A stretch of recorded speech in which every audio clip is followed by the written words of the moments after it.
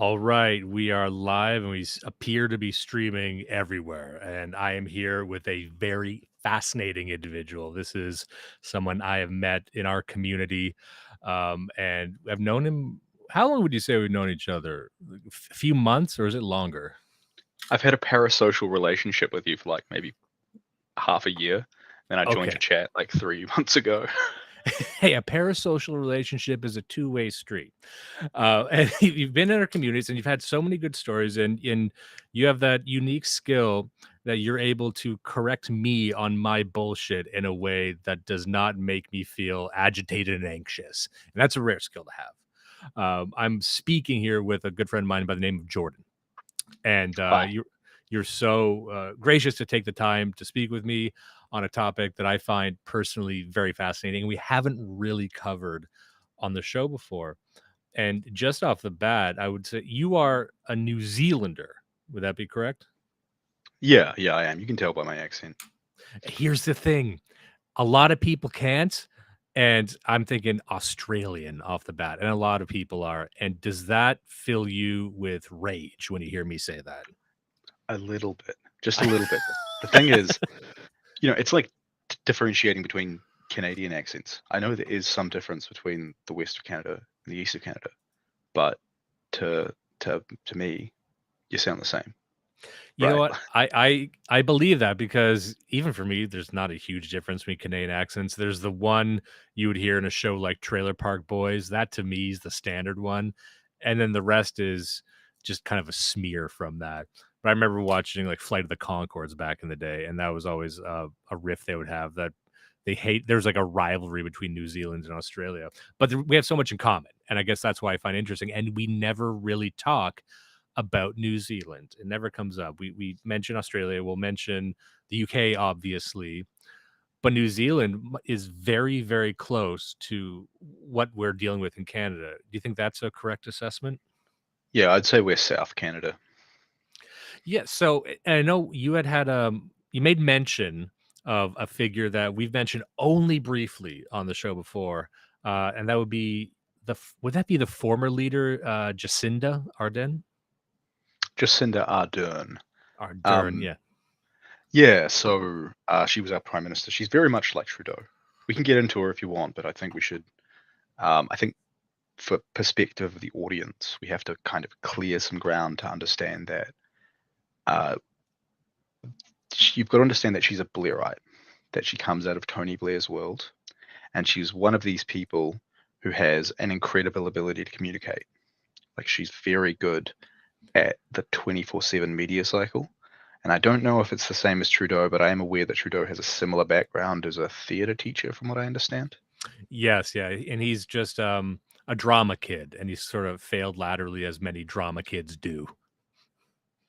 Yeah, so it's the communications class is what I call them. This is like the subset of people who really are it is the theater kid type, but it's the sort of person who knows how to articulate a point just right in the right way to either trigger the right things or to say nothing with so many words. And they seem to be becoming like a very dominant type in politics. I think because of the 24/7 media cycle. And so I think foreign audiences have a very distorted view of her. I think Well, that's internally, interesting, yeah, and also let me just say that Jacinda, she's an interesting case because there have been so many women, especially in politics over where we live, that are terrible in front of a camera. Kamala Harris comes to mind, also Hillary Clinton. There's not a lot of women, so when you see one like Jacinda, who's actually just not bad in front of a camera, it seems like she's weaving some kind of magic over you. well, what it is, I think, is she's got like a sort of female charisma. It's not like a demanding charisma, but it's like she comes across as a sort of upstanding person. You know what I mean? And she was marketed in 2017 with a term they used called Jacinda mania, which was like it was a totally astroturfed media term because the media wanted to select in a Labour government. We have a similar party name. It's obviously the leftist party, which is Labour. And she was forefronted because she's very articulate, she's very capable. Her background is she worked as a comms person for the Tony Blair regime. So one of the unspoken parts about New Zealand is if you want a political career, if you want to get into the sort of higher elite here, you go overseas in your 20s and work in big institutions overseas and then come back. So you'll find a lot of our elites have masters from British universities or American universities, or Just like you they hear from like North Korea and China too. yeah. It's very similar. It's just because it's so small. You're talking about a country of 5 million people. You can't really stand out unless you've really gone overseas. If you really want to advance yourself, and so she comes out of that, was kind of thrust into Parliament.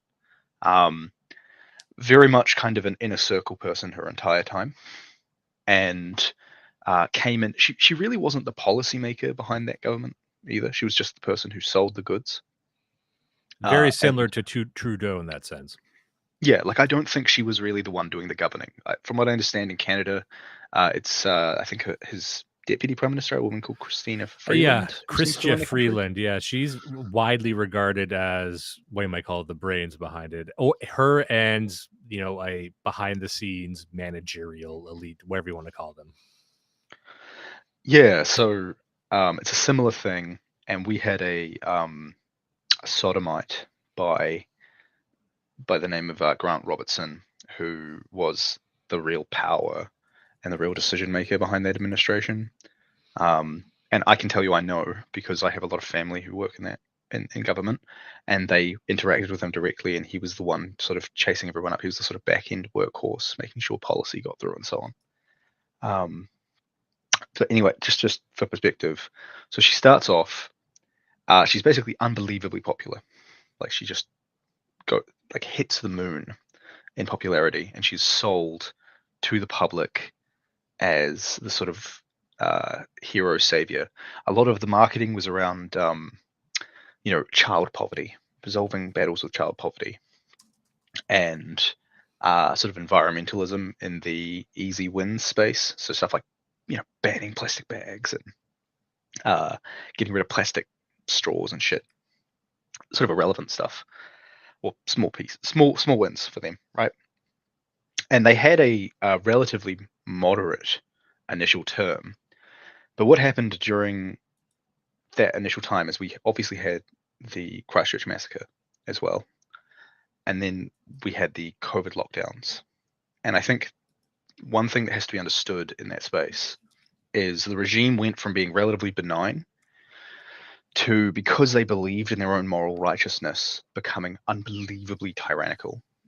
And it exited office in last year in October, um, losing over half their vote in a single election, and internally the party has more or less collapsed. Like And that's it's at something I sub like to call 24th. attention to. A lot of people look at the what was undertaken during COVID as sort of cynical Machiavellianism, but there are individuals and there are groups that really believed in what they were doing. And she paid the price because if she was just this cynical Machiavellian individual, then the party wouldn't have collapsed due to their overreach, right? Well, it's a case of a catastrophic success. So like they won over 50% of the vote for the Labour Party. You had a Schelling point where people were like, Labour's going to win. So let's just not vote for the Nats, people who would normally vote for the centre right, and all vote for the centre left to just exclude the sort of more radical party, which is the Greens, who are sort of they're watermelons. They're sort of green on the outside, but they're basically just Marxists, hard leftists on the inside in terms of policy. We have the exact same thing here, and I've never heard that term before, calling them watermelons, and I'm going to start appropriating that. That's good. Yeah, but basically what you had is, I think, if we think about it in terms of governance, right? If you're a government, you want to be as beneficial to as many people as possible. You want to punish as few people as possible, and you want to solve as many problems through governance as possible. And I think what happened with her is because she believed in her moral righteousness, and the media literally could not stop worshipping her, and she could do nothing wrong for years.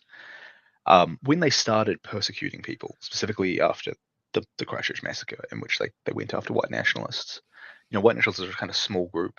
They're obviously not exactly popular, and basically one of the things that happened is I think they felt that they succeeded in that. Like for perspective, I think they put something like 70% of the domestic intelligence focus on white nationalists for a year.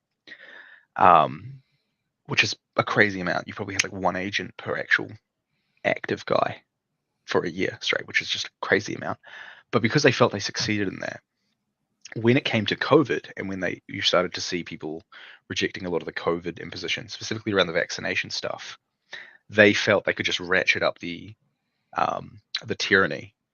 And because there was no real understanding of who the people who were quote unquote anti-vaxxers were, um, they applied a lot of uh, coercive persuasion, like things like you couldn't work in a job in an office or certain spaces unless you had been vaccinated a certain number of times.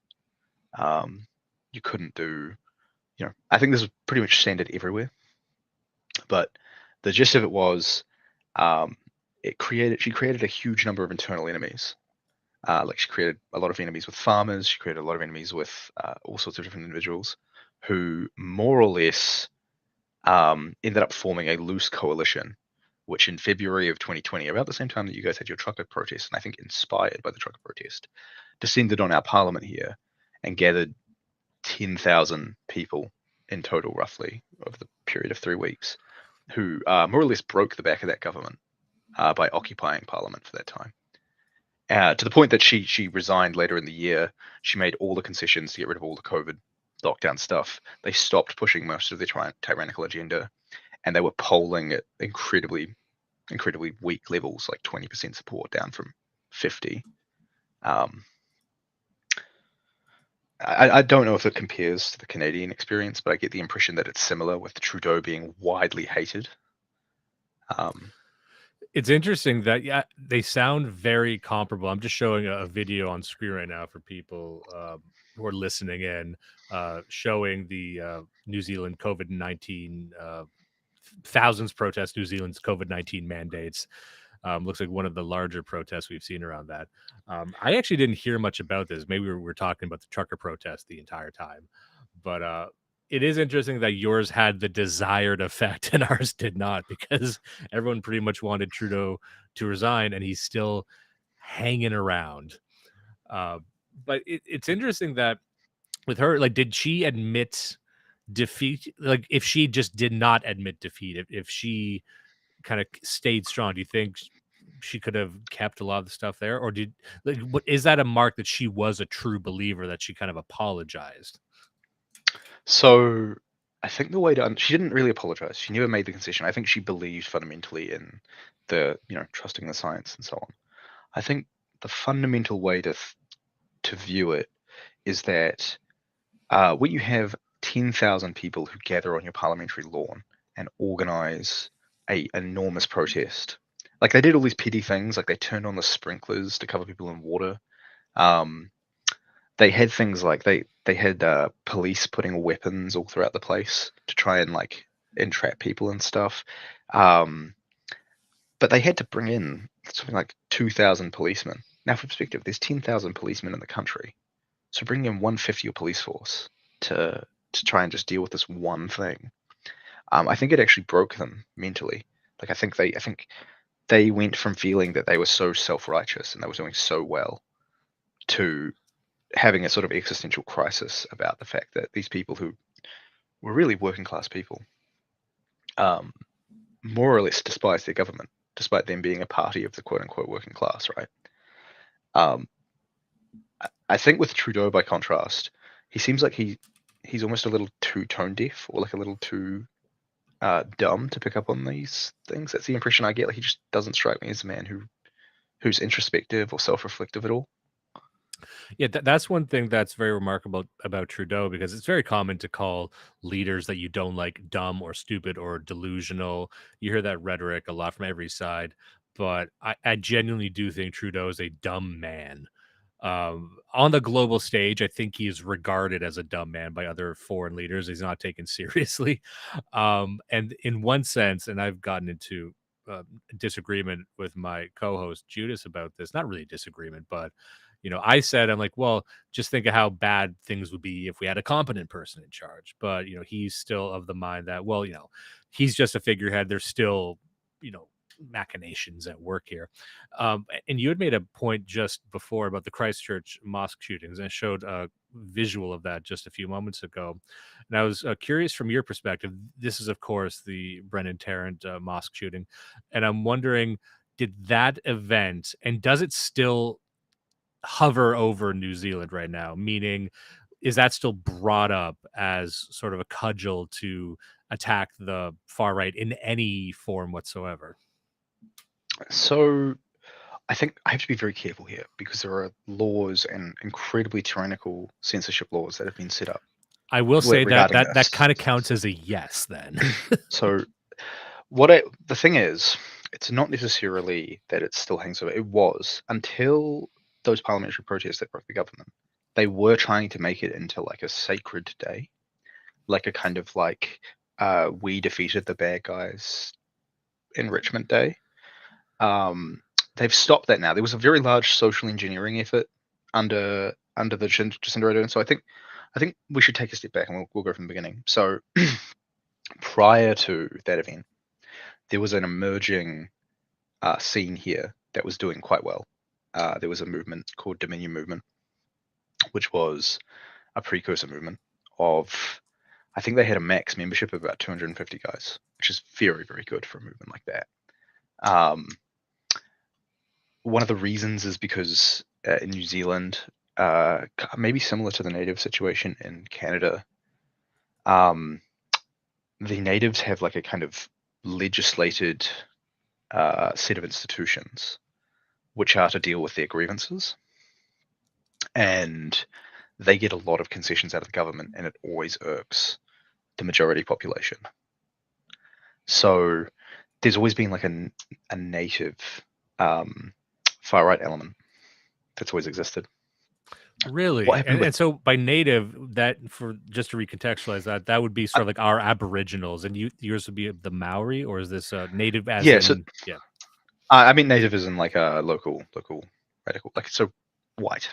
Okay, sorry. Sorry, I should be clear. No, because So we will often term like ourselves as natives, but then there's also, because we do have like tribal bands here in Canada where the Aboriginal types, they have their own parallel legal system as well. yeah, they have a similar thing here. They have customary law, and you've had this emergent legal system where they've tried to merge Maori oral law into the British legal system. I don't want to go on about it forever because it's kind of a tangent, but it's definitely a factor that motivates a lot of boomer racism, like like sort of complaining about the darkies type stuff that you see. But I think the way to understand it is like that event. I'm going to call it. I'm going to compare it to 9/11. It's like it's what I would call a catastrophic success. It's where, now I don't endorse it or support it, but like it was such an effective act act of terrorism that it effectively elicited an enormous response. I'd compare it to the term I use is aggro, like from like WoW or from video games, pulling aggro. It's a Yeah. very similar thing, um, where it pulled an enormous amount of aggro, and it created a sphere of feeling in the public which was very anti that ideology, basically. So for really like 3 years, there was utter Zog tyranny. Um, they've stepped off it now, just for perspective, but it created this sense where the government wanted to legitimize itself by crushing these domestic internal enemies. That's the way it viewed itself. Um, to the point that they were like doing tyrannical things. Like if you ordered a copy of Bronze Age Mindset off of Amazon, which is not even really a book I would consider in our sphere, you would get visits from security services like intelligence agents. They were using like some sort of data warehousing to look at the books that were bought by people to do this. Um, like that level of tyranny. And if they couldn't get you at home, they would show up at your work. Like it was very much this soft tyranny of like we are scaring you sort of thing to demotivate guys. Um, I don't know if you have any comments on that or any thoughts, but Well, it was it's interesting very. because I always we're used to hearing things like that from individuals who might order, Mein Kampf or something. Because in Canada, they would have a flagged list of books. But I was Yeah. always interested in what books were expanded into that. Like you said, Bronze Age Mindset would not be a terroristic book.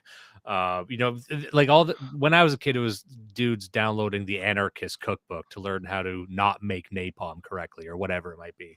But then they would say, "Oh, whoever's downloading that, they might have a terrorist mind." But now, does that include fucking Nick Land? Does that include anyone who's ever ordered anything from Antelope Hill? Or Imperium Press, Joseph de Maistre? What are those books are? I think interestingly, in Canada, we're not as bad. Canada has a very strange relationship with media. Like we've always been on the side of piracy in a strange sense. Like I don't think anyone in Canada has ever been prosecuted for torrenting a movie.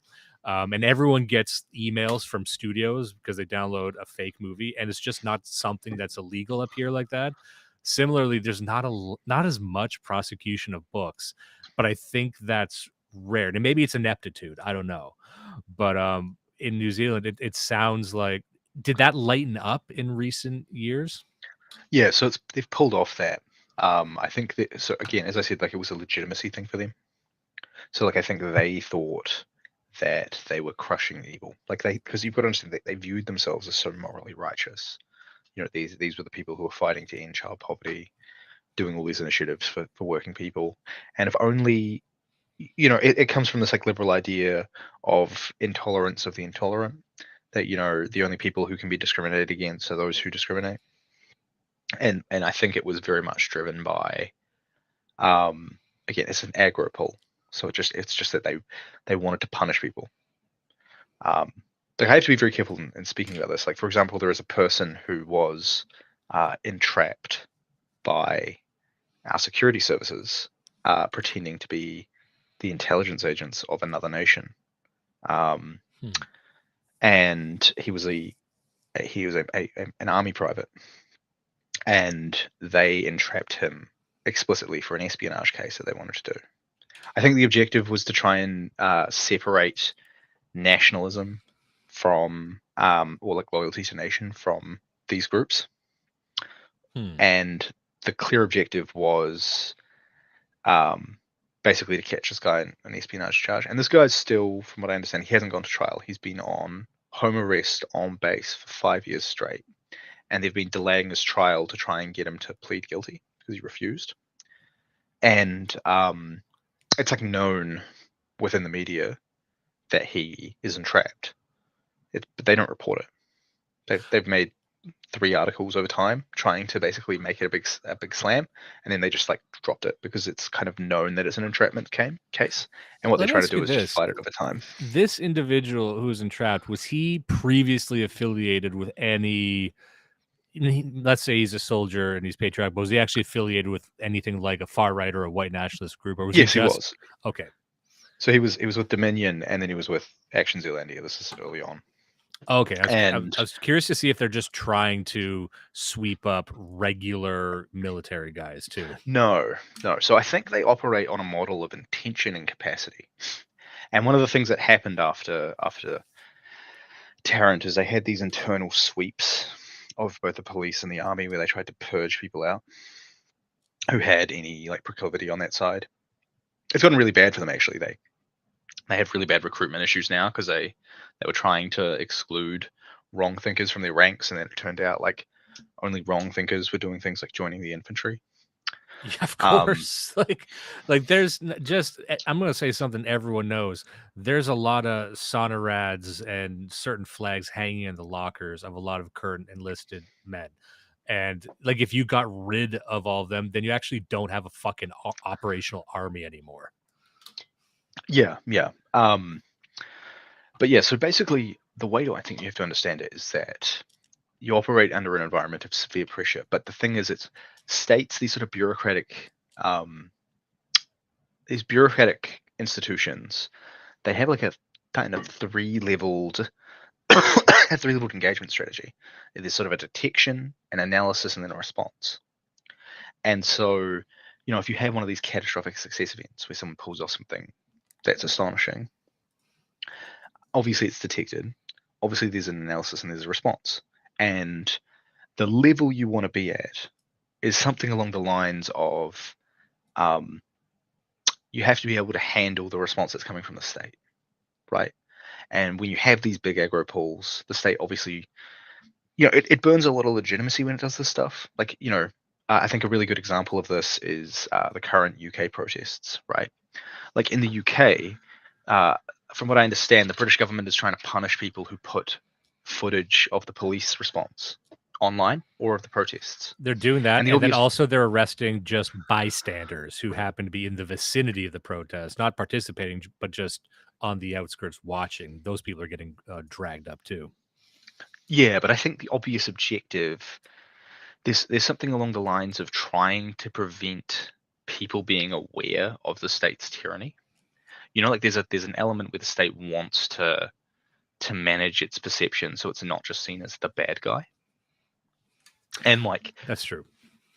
anyway, sorry, I just want to kind of carry this on, but they were doing this to WNs, but the problem is that when you start using these methods, you start thinking, oh, I've got a bigger group of enemies here.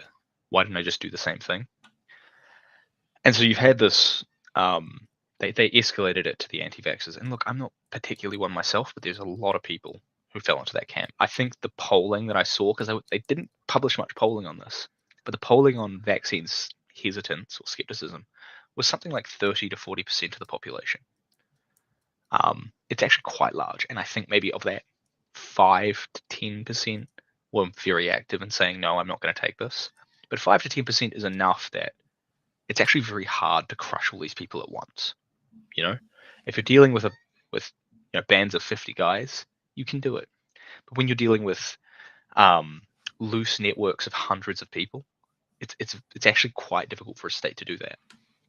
And I think, in the UK, if we look at these protesters, right, you've seen this in the polling, where the polling says something like 30 to 40% of the population, assuming they're not lying on these polls and pretending that it's not their opinion, support the actions of the rioters. And the rioters make up maybe 2 or 3% of the supportive population. It's a tiny minority of people who are actually willing to go out there and act. And it's very similar with active clubs, right? Like, I can't tell you how many people have come up to me before and have talked to me about their, being like, oh, I support you guys, but I could never do it myself. It's a very common experience. No, I agree with that completely. And to me, that was always the value of any, what would we call IRL movements, but anything that is public. Because people will say, well, what is the point of marching? What's the point of Patriot Front? What's the point of any of this? And I think the main purpose, and some people will be correct, say, oh, the marching is what you do when you win. But I would always say that really the main point is to break yourself from the narrative that is describing you. And just to, sometimes I make fun of this individual, but Richard Spencer was a very interesting figure when he first emerged, because some people look at him, they'll say what they'll say about him. I'm not even going to repeat it, but because I have repeated in the past. But remember that when Richard Spencer burst onto CNN, all these big channels, the image of a white nationalist was what Hollywood put forward. And what did Hollywood put forward? It was a fucking an inbred, morbidly obese, borderline retarded guy who's wearing like a fucking Confederate flag, just a dunce, a genetic dead end. And here comes this white nationalist who is well put together, and he's erudite, and he's funny, and he can, verbally spar with people. They haven't seen that in a long time, not since, Jared Taylor or David Duke or someone like that. And they've already been blacklisted, but here's this new guy. So when you see, and the funniest thing, and I don't want to go off in the weeds on this, but when people look at a group like Patriot Front or even NJP, whatever it might be, when they're out there and they're not fat and they're not stupid and they're not weird looking, they're just fit, normal guys. You'll see otherwise, intelligent of people, like they must be feds. None of these people are in fucking scooters None of these people are tripping over themselves and falling into a birthday cake. Like they're too well put together to exist. Like their brains can't compute that these people actually exist. Now, these are again the Joe Rogans of the world, but regular people see that and say, wow, this exists. I'm looking at it. It's not what I thought it was.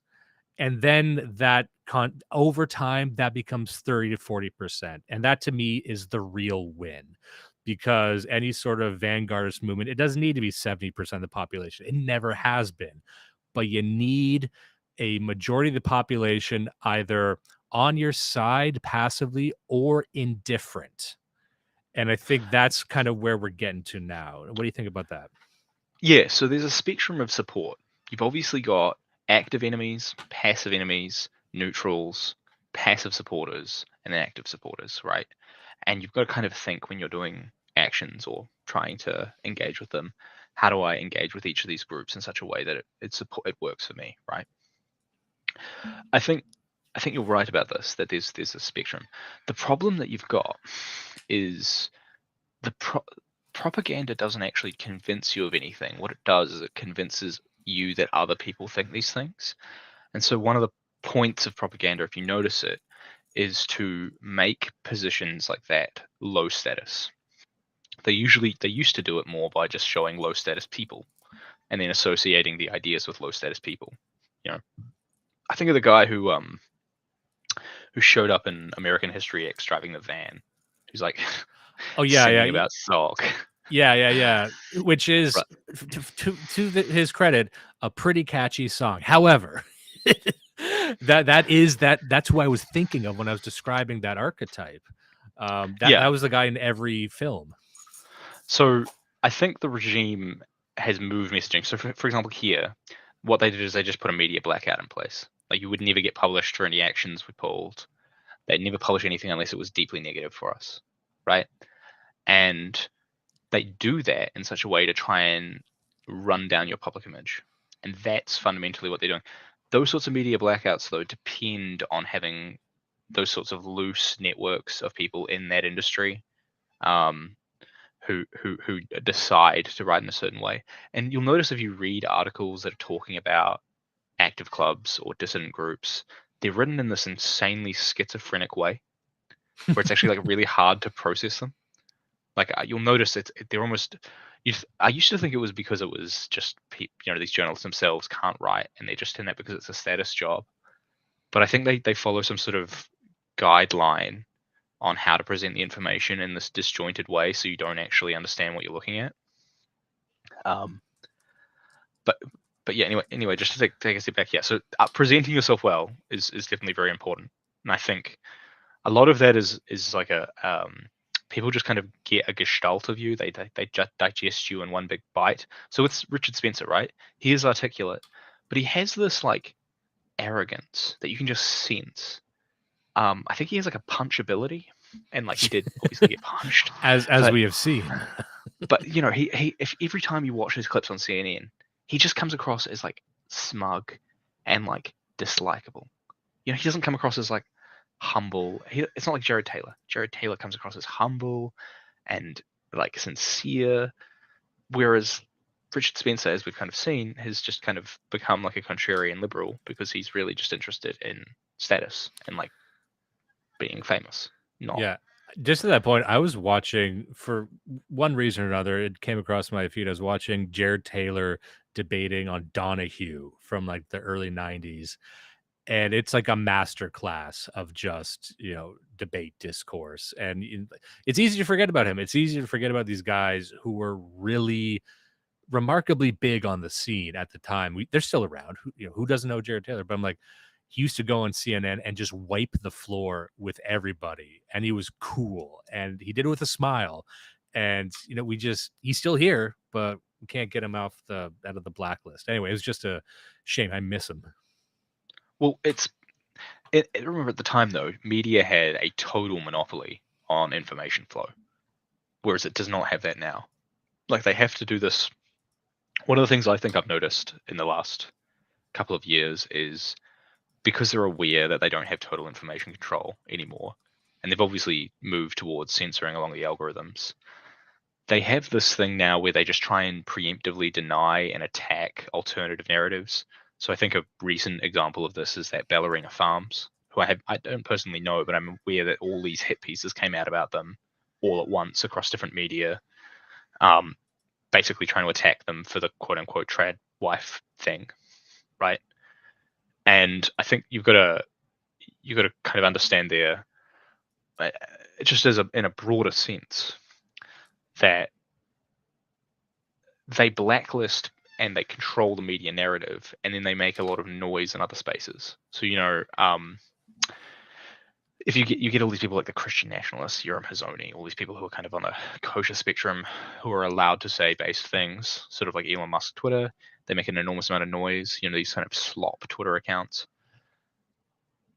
They seem to be there just to kind of keep people engaged in this endless cycle of being mad about whatever, but not going any further, right? It's just a lot of noise to signify nothing. And I think a lot of that is kind of a bait and switch strategy. And you see they kind of did this in the 60s and 70s as well, where they moved things away from talking about, the civil rights era resistance to focusing conservatives and right wingers on anti-communism or on just kind of silly things like conspiratorial stuff, And I think one of the problems we have is that the gatekeeping that's really done today is really it's this dog and pony show where they're making a lot of noise on one side and they're just trying to suppress any dissident stuff that really goes outside of the boundaries on the other. I agree. Yeah. Yeah. And also the point you made earlier, I just wanted to mention this before I lose my train of thought. There's an article that is going to go up, not an article, a Real Seeker Coffee Hours video on our paywall on Gumroad and Patreon, where I review an article that was published in the Times. And it was published by this Black individual who works very prestigious, has won many awards, works for these think tanks, and he wrote one of the most schizophrenic articles I think I've ever read, to the point where I needed to reread it a couple of times to verify that what I just read was true. And this article was him advocate for, it started off by him saying all these protesters in the UK are moronic thugs who have a deluded concept of what Britain used to be. It was always a multi-ethnic empire, a lot of stuff you've heard before. Then he openly advocates for deporting all of these protesters to Rwanda, with the hopes that they will be harassed and abused in a Rwandan prison. And then he kind of ends by saying that, Martin Luther King Jr., he said the riot is the voice of the unheard, but I don't think he was talking about riots specifically. I think he was talking about criticizing the government. It was unhinged madness. And the point I was making was, you only really see this unhinged flailing when we are over the target. You start seeing these journalists start to behave very insane. They start, like what we were just describing, trying as hard as they can to make your beliefs seem low status. My conviction is they're not particularly good at it anymore. One thing we had said on the show was that for many, many years, especially in the UK, people have been witnessing these attack after attack, very clearly racially motivated. But the propaganda used to suffocate those narratives has never evolved. And so people over the years, regular people, not us, not weirdos, but regular working class people, white people, they've gotten hip to the propaganda that's never updated. And that is kind of what these riots are. I do believe it was a populist uprising that was generated organically. I don't think Tommy Robinson was behind it, for example, although he's trying to make a buck off that as usual. But this was an organic sort of thing that comes from the fact that they really don't control the narrative anymore. And they're trying to, by making you seem low status. And I don't really think it's working anymore. And we're seeing that even with, whatever you think of Donald Trump, whatever you think of JD Vance, this forced meme that they're weird is not working. This mean girls tactic of saying, isn't JD Vance weird? All the Democrats are all weird. They're all trans. They're all drag queens. Like that was their thing up until 5 minutes ago, was being weird. It doesn't make sense that you're calling anyone else weird, but that's you trying to convince us that we're low status, and it's clumsy. it's weak. It doesn't work anymore. And that's, I guess we'll see how that plays out in the polls, but I'm seeing the old tricks not working with regular people anymore. What do you think about that? I agree with you. On the UK, there's an article from, I think it's called the Middle Eastern Eye, about something they call controlled spontaneity, which are these like pre-planned PR engagements that the UK government pays for. I highly recommend the article. It basically talks in depth. It's from 2017 about how every time there's a terror attack, the British government has these pre-prepared photo ops that they put together. They fund like imams to come in and like, you know, patch over the difficulties with the community, and they'll pay for huge quantities of flowers to be put out front as if this was like a spontaneous sort of tribute. I'm pretty sure this is a system that they have across a lot of the Western world now, but it's just not widely discussed or explored. So yeah, there's definitely an element of utter fakeness there, because what they try and do is they let you be sad about it, but you're not allowed to be angry about it.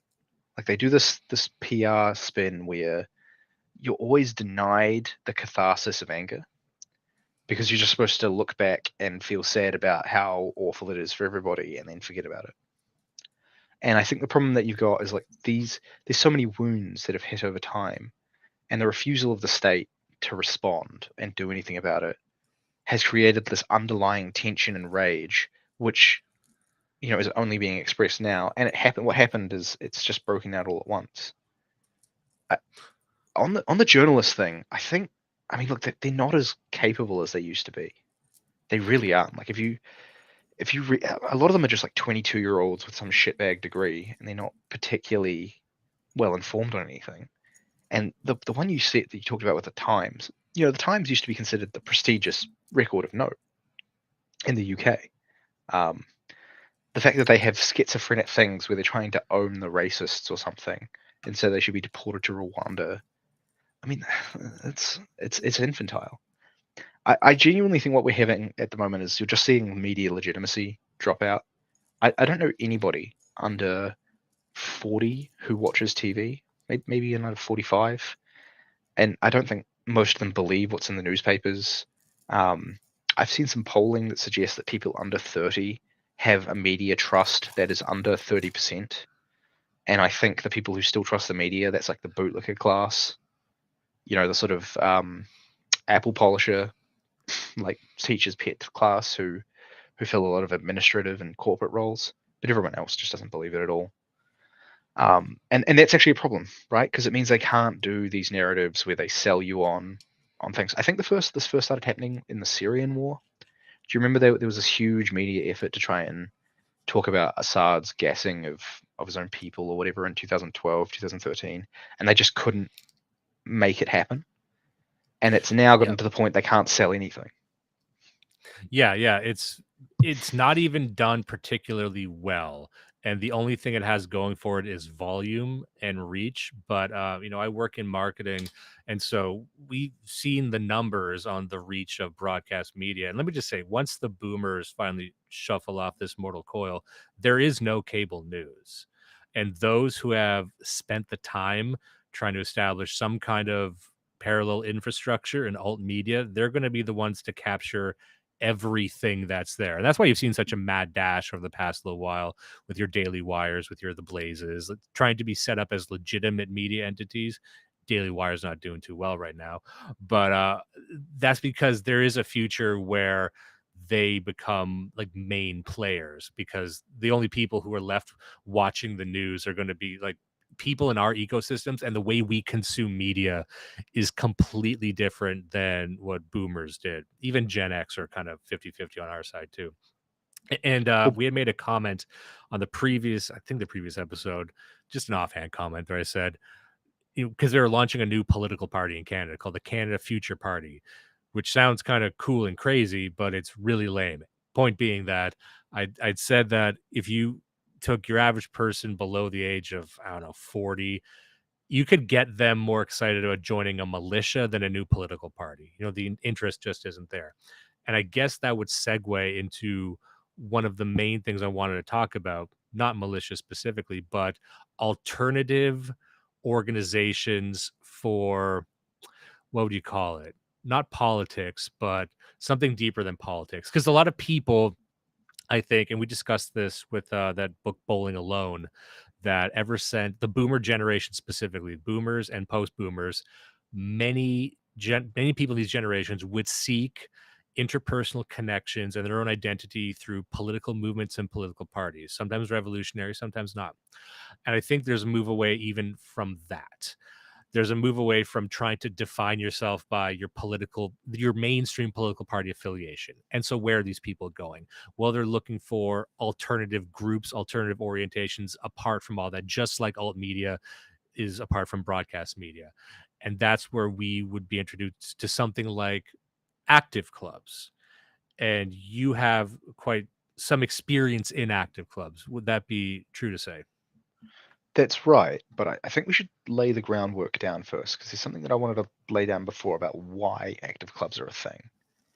And I think we should start with what I guess might be termed the epistemological split or schism, which is that because everyone has a different media environment, and because everyone is consuming different content, and because people have a completely different worldview derived from the media consumption habits that they have, people have totally different perceptions of how things are going.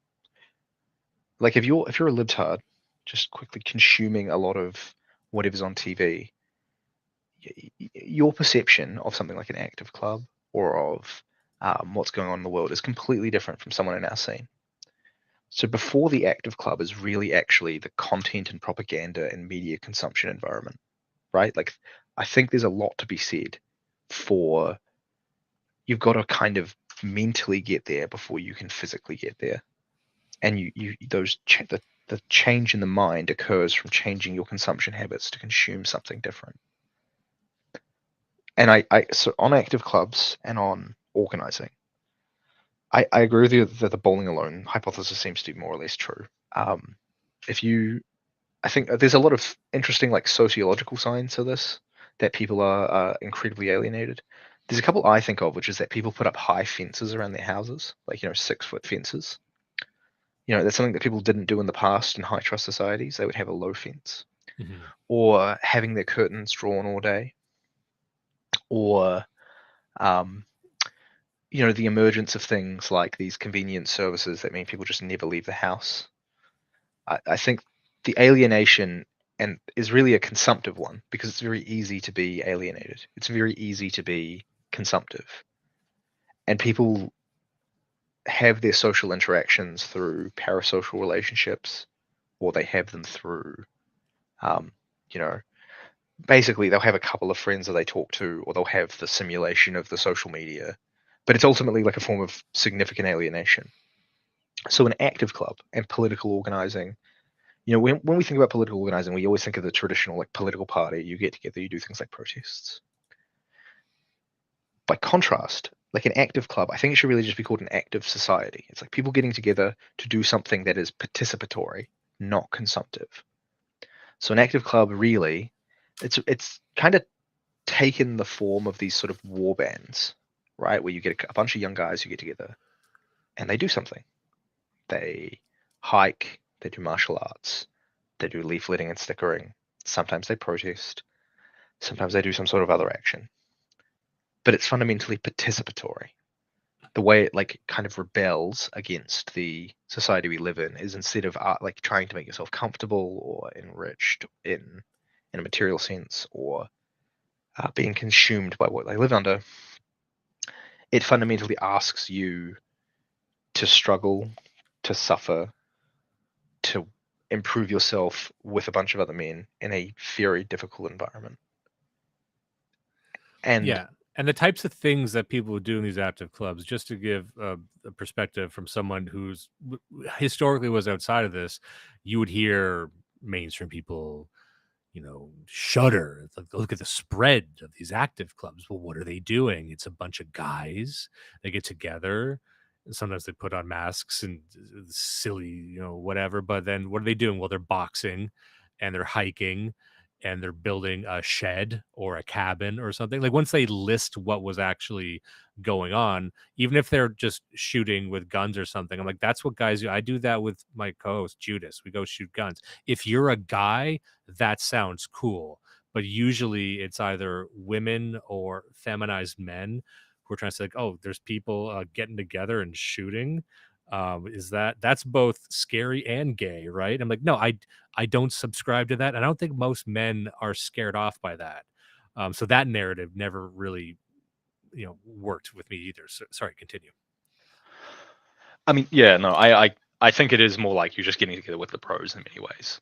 I think the difference. So I'll actually make a differentiation. So when I say active clubs, I think I'm talking about these smaller local groups, usually of guys between about 5 to 12 guys in a local geography, so like a town or something.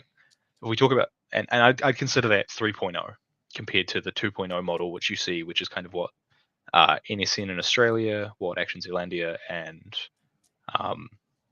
groups like Patriot Front do, which is where they have larger hierarchical organizations and they have a lot more guys that are kind of coordinated. Whereas you'll see in the last 3 years, following the style of RAM, a lot of these clubs they follow kind of 3 patterns that I can think of that really come to mind. They're dispersed, so they're separated until they come together briefly to conduct some action. They're modular, so there's no point of failure. There's no direct leadership. Like you don't see active clubs being like, oh, this is the leader of XYZ active club. And that they act quite autonomously. And then they are also, sorry, I'm just going to shoot my nose. They're kind of acting in a way where they are stealth. Like they don't particularly, they either make noise on some channels, but they're really not trying to get these big media wins. Like you might have seen like George Lincoln Rockwell or something do back in the day. And you see them use a sort of adaptive coloring or like a camouflage style where, guys don't have Sonnenrad tattoos. They don't make themselves very obvious. By contrast, a lot of these older groups that are kind of been established for longer, they have, they'll have direct charismatic leaders. They're larger. They focus on different objectives, often getting media attention to grow themselves, following the sort of NSDAP model. I think the way to think about it, though. Let me just interrupt briefly and say it sounds like the previous model would have had 2 different colors to it. One would be trying to seek media legitimacy by saying, look how normal we are. The other hemisphere that's seeking media legitimacy by saying, look how outrageous and evil we are. Whereas the new model doesn't seem to be seeking media legitimacy at all. It's decoupled completely from the relevance of that and can just operate apart. Yeah. So like, it's definitely much more quiet, and I think that's because obviously like the regime can detect us, but if you present a face and you are going out there and going hard and doing big protests or whatever, other than the fact that you get media attention, which is going to get state action and response, you just don't really get rewarded for it in the same way. Like you do get recruits, you do get manpower, but it creates this constant churn, right? Because then you become a state enemy, and then when you're a state enemy, you polarize people, you scare people away. You have a lot of people who are kind of skittish. If you're going through a recruitment pipeline, for every 100 guys who hit your recruitment pipeline at the start, you might accept 20, and then maybe 2 stay more than 2 years. There's just a significant churn because people get scared off. They get an intimidation visit. They get from law enforcement or something. They get, they have just bad experiences. It doesn't live up to their expectation that they're going to take over the world in no time. I think the fundamental factor to consider and what to think about with active clubs, especially if you're starting one or if you want to grow one, is, unlike sort of traditional hierarchical organizations where you have to work your way up, you can just start one and be at the top and go for it. And it's really about the momentum of action. How often are you acting? How often are you getting stuff done? How often are you getting the guys together? What are you guys doing together? And how do you grow a network of people? So for example, you'll usually know the other guys running other active clubs in other areas, right? You'll know the guys in other towns and other cities, and you just happen to run or be with a local unit. and you guys can maybe come together for a protest or something every now and then, but you're really dispersed and autonomous. And that's kind of the key to it. Yeah, you don't Because want in to the be branded because the brand can be attacked and the brand can be used as if it were a gang affiliation. Whereas if you're just a group of guys operating, however, in a decentralized connectivity, but it's not obvious. Yeah. So where you want centralized structures is in intelligence and news distribution. So what you do want is you want a centralized sort of group in some sense for internal vetting. So this is obviously keeping out infiltrators, managing knowledge of who knows what within the organization, and then obviously distributing propaganda, like putting out podcasts, media, etc., which is very different from the sort of traditional style, which was to try and get yourself in the news and make noise. Yeah, basically what you need is larger filters, which sounds counterintuitive, because if you're again just viewing this as an outsider, you would think that the greatest pool of possible recruits might be disaffected young white men, disaffected from the military, specifically those who were washed out due to COVID or washed out.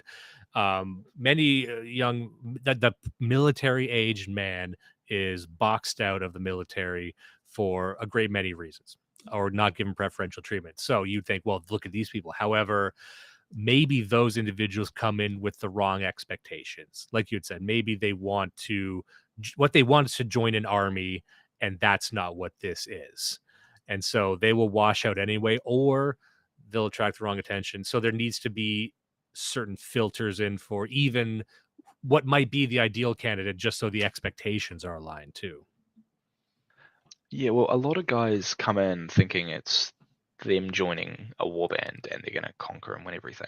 Like, it's very hard to say to a guy, look, we just have to live humbly and slowly grow and just build our networks and attempt to live as best we can. A lot of guys want to have like a heroic death or something. And it's a very immature view of it.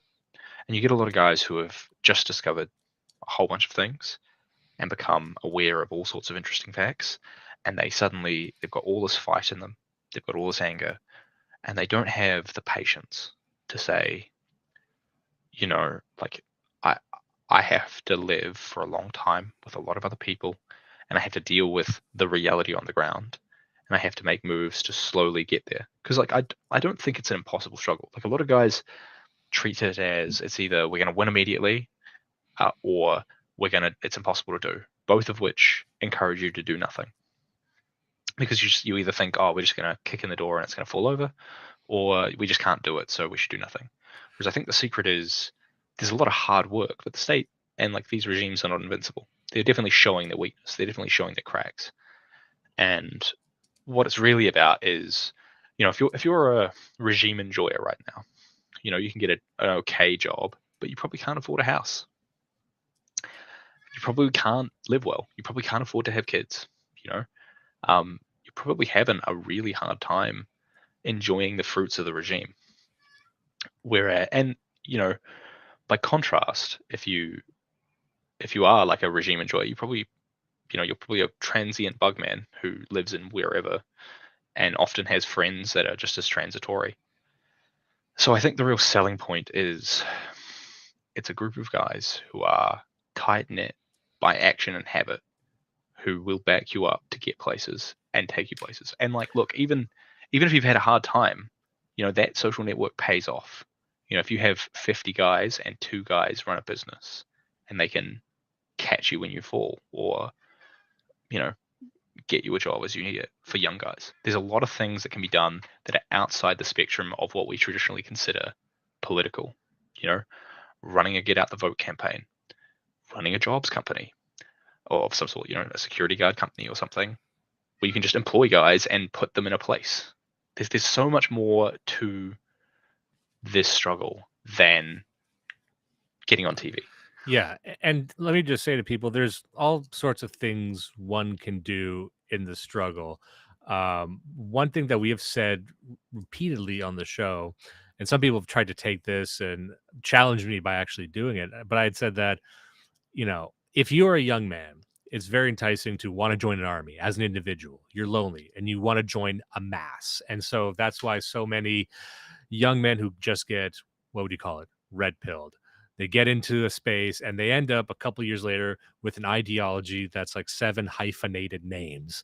Like, I'm an anarcho nat sock esoteric futurist, some kooky thing, because you're just smashing brands together. But if you cut through all that, no matter how much theory you've ingested and no matter how much vigor you have, a group of 5 to 7 guys can do pretty much anything. And I mean anything. And by 5 to 7 guys, I mean a squad. I mean guys that you trust. And this is what was very obvious to me when I was growing up. It would seem very obvious to a lot of people, especially if you grew up in a rural sort of place. But having a crew that you trust, like a gang of guys, but you're there for each other and you can plan and strategize. You can do anything in a military environment, in a job environment, whatever it is. You could. I'd said before, the line was, a group of 6 guys could take down any NGO, and by take down, I mean, attack their credibility, whatever it might be. It doesn't take a lot, but having that nucleus is probably more important than even having education. You know what I mean? Having that nucleus, that is the foundation you can build any other organization from, because the most valuable thing that's very difficult to find online is real trust in someone, and trust, like a brotherhood.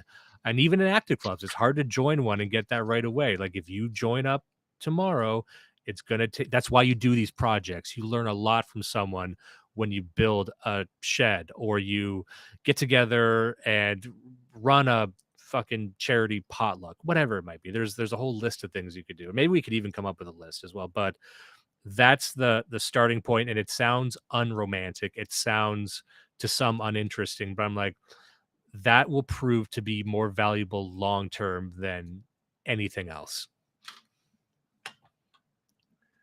What do you think about that? You might be muted right now. I apologize if you were coughing there.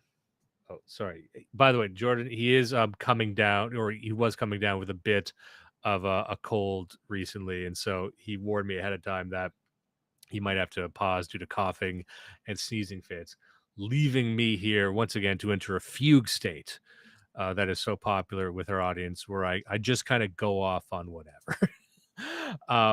But this is something myself and Judas have talked about quite a bit. Even if you are not directly affiliated with one of these groups, you could probably just by yourself right now come up with a list of 7 to 12 things that you and a group of like-minded, otherwise, identity aligned individuals could do to improve to build a clubhouse for yourself, to improve your little thing, but then also improve the community and make a name for yourself in the community through these deeds. And some people will say that sounds like work. I'm like, well, it's work that's in the interest of building something else. It's not just volunteering. It's building this entity that can grow with you. And I would think about this, like, just imagine your children, imagine your sons when you're old, learning that your dad was part of something like this. Whatever you do in your life, whatever job you have, whatever you endeavor to accomplish, knowing that you did something like this, like you kind of had your little gang going, that's very cool to kids. That's very cool to anyone that hears it, even if it doesn't fucking topple a government or engage in a coup d'etat or whatever the dreams of collapse are. Just having that, if you fail at everything else in life, I think you will eventually stand by that as something that you were proud to be a part of. And I've known a few people in my spaces who are parts of these groups, and it's interesting. They all define themselves differently. They're the ones who work out together. There's ones who engage in propagandistic techniques, especially if they're in an urban center. But there's some church-based ones. There's some pagan ones. There's some, weird technocrat atheist ones. There's some National Socialist ones. There's a lot of different ideological back. Sorry, you're back, Jordan? Sorry, I was taking a mad piss. So That's okay. yeah. Like anyway, so look, on the point on the different groupings, yes, I think a lot of it's about habit. Because the hard part is getting people together to actually live through the habit. And that if that habit is you going to church together, if that habit is you going to judo or Muay Thai together, if that habit is you do, I don't know, readings of Evola every Wednesday or something, it doesn't matter. Just have to get together regularly. You have to. A lot of these institutions you can pick up from the sort of corpse remnants of these politicized institutions, like say the fire service or the police or the army, that they existed to do this once. But obviously, because they've tried to make it open to as many people as possible, they've diluted and watered down these institutions. So they've lost a lot of those incentives. Um, so it's really about building those social networks and building that social capital, because then, you know, the unspoken part about our time is because people have lost trust in all of the institutions of authority. People depend on the authority of each other as they perceive through personal relationships, often grouped around chats, to digest the world. So you see this in our sphere where news is kind of filtered into chats and really interesting items will get posted in and people will comment on them. But it's a very good way to get a very insightful and very well digested view on the subject matter that those people are interested in. And similarly with the active club. Yeah, and one thing that what sprung to my mind was that once you're in an organizational pattern such as this, you'll find that you'll be able to spring into action at a moment's notice. You'll know who to call in the case of, let's say, an emergency that befalls you, or just as a wild hypothetical, there's roving gangs of Muslims wielding machetes coming into your neighborhood, making all the women and children feel that it's unsafe to leave the house. Maybe there's a counter to that, but as a atomized individual, which is your default, oftentimes you feel powerless in the wake in seeing that, right? So this, at the very least, I think will have a psychological effect of making people at the very least feel less powerless. And we're trying to use our language very carefully here because we don't want people to get the wrong idea. We don't want to get in trouble here, obviously, because this is a very, very touchy subject. And I even put it as like a tag in the video, so we'll see who ends up watching this. But yeah, sorry, Yeah, I continue. think the mature view is what you need to think about. The mature, because like the sort of young guy view, sort of this idea that you like go into the forest and you have a shootout with the cops and then suddenly you're the government. Like, even if you did that, like say you did that, say you managed to get enough guys to do that, what then? Like what then? Like how are you going to do all of your agenda, right? If you did all these Fed posty things, if you made the Turner Diaries into like a record of history, what then? Right? Like it's not a coherent worldview. Like you've got to really ask yourself, how do things really work? And in the past, in the 20th century, it was through these bureaucratic structures that were top down, where you'd put large amounts of money through the state into an organization and you make something happen. That's just not possible today because people do not share the same conceptual reality.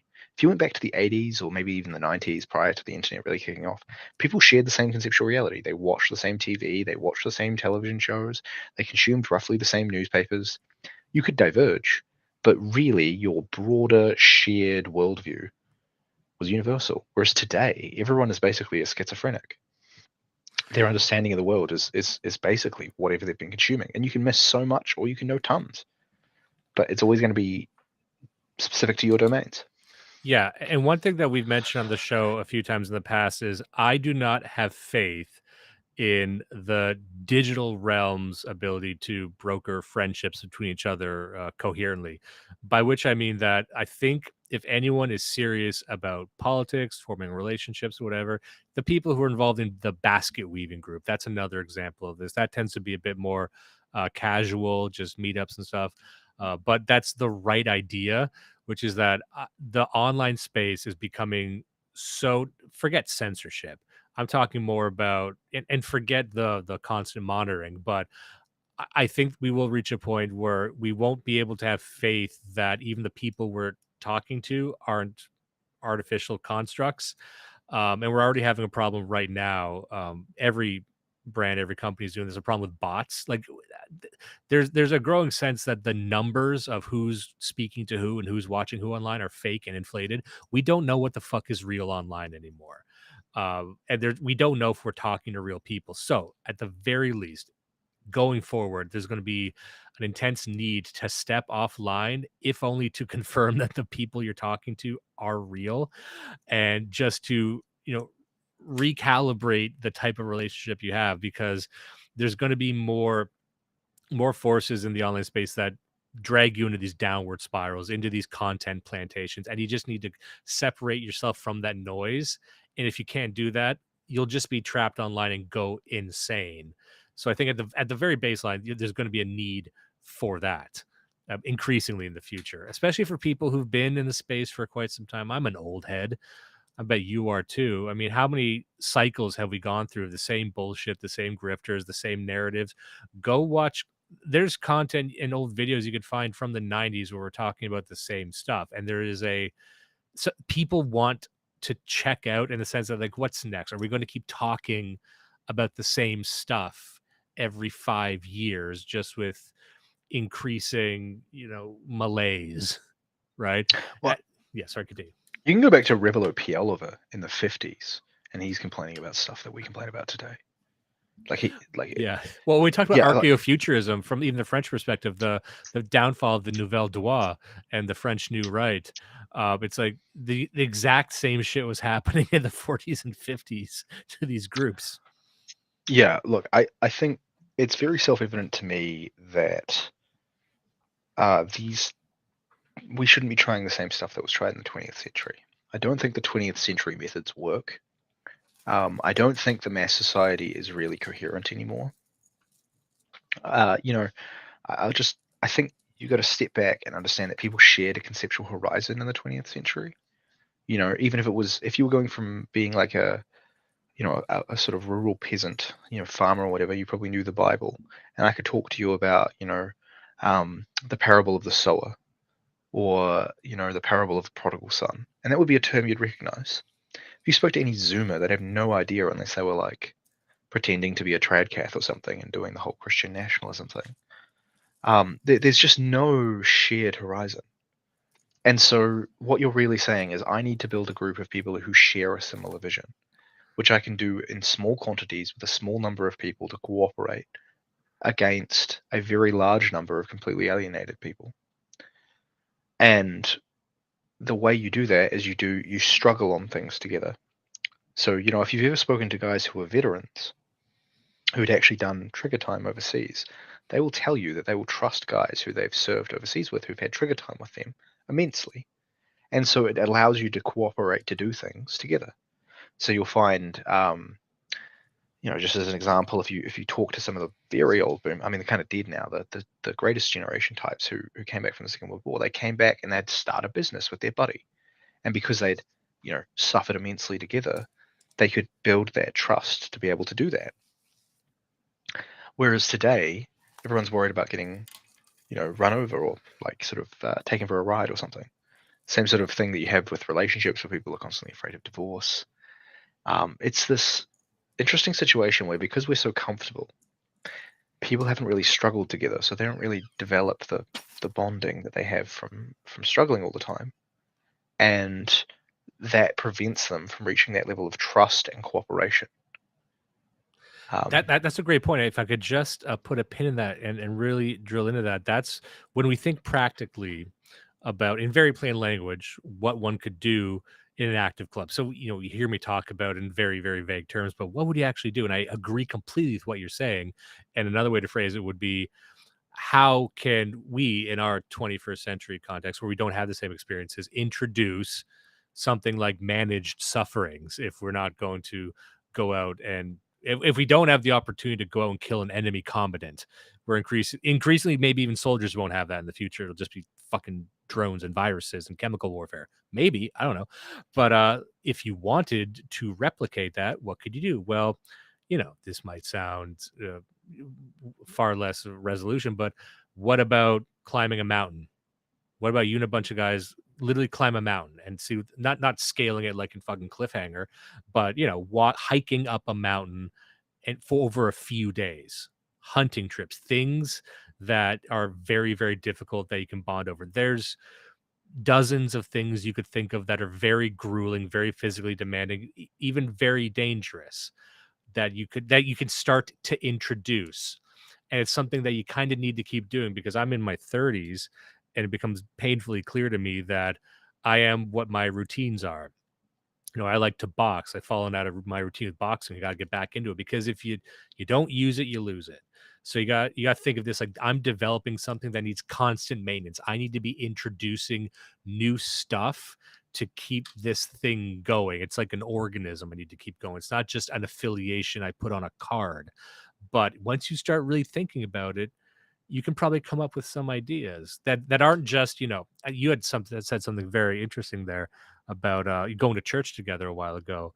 I know there might not be a whole lot of Christians listening, but that was one positive problem that I'm a Catholic, and when I would talk to my priest, like every church has the same fucking problem. Not enough people in there. But that's a task you could take on probably in a very real way. But aside from that sort of thing, stuff you can do as a group, there's all kinds of shit. And don't go out and shoot people. Let's just again be clear about that. But stuff that in the orbit of around that. Yeah, look, don't people have these like views from the past of these like kinetic actions of, like, as I said, this sort of Turner Diary stuff, which is just utterly ridiculous.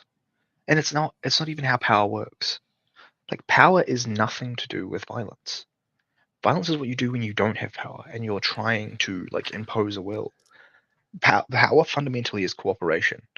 Like, I would define it as the ability to coerce someone to action or inaction. And the state does this all the time in subtle ways. So, like, law enforcement works on this principle that you may not get caught now, but you will eventually be caught. And so it's got a power of coercion where people are dissuaded from certain actions by that. So what you've really got to think about, and I try and think about it in these terms, how do you create a benefit to as many people who are your in-group as possible? Create as little harm as possible and solve governance issues. And when I say governance issues, I'll take it to the sort of extreme. So, life is in the game of Minecraft. You don't build everything yourself.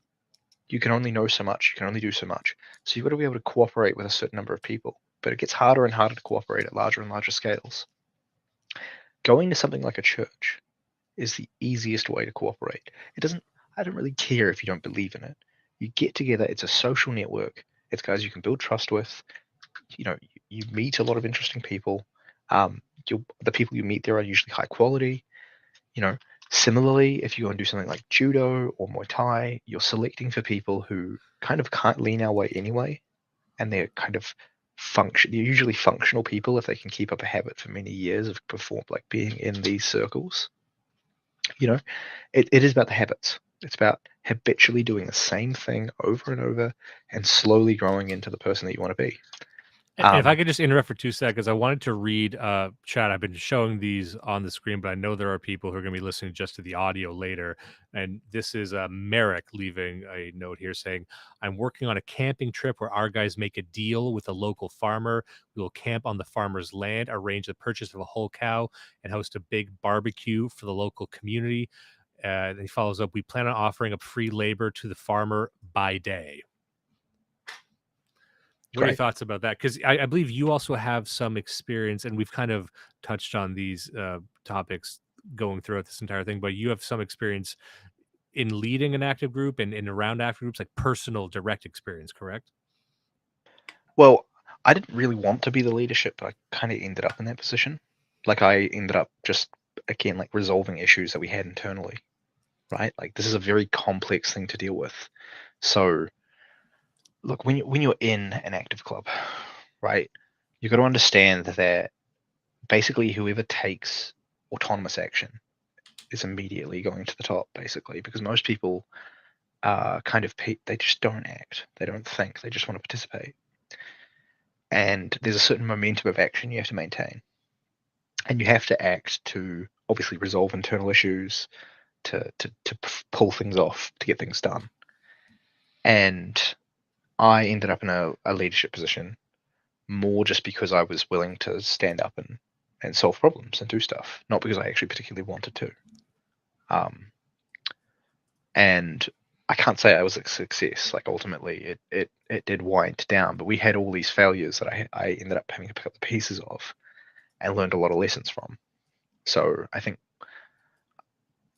I can go over a lot of them because there's a lot of them that are mostly just like negative, and there's some that are really positive. I think I'll go with the positive ones first. I think the positive ones I learned were, the guys you meet in this stuff are like the best and the worst of people. You'll meet guys who would, they'll give you their day. They'll drive 4 hours to get to you to help you out, and then you will meet the worst, swindling, terrible people at the same time.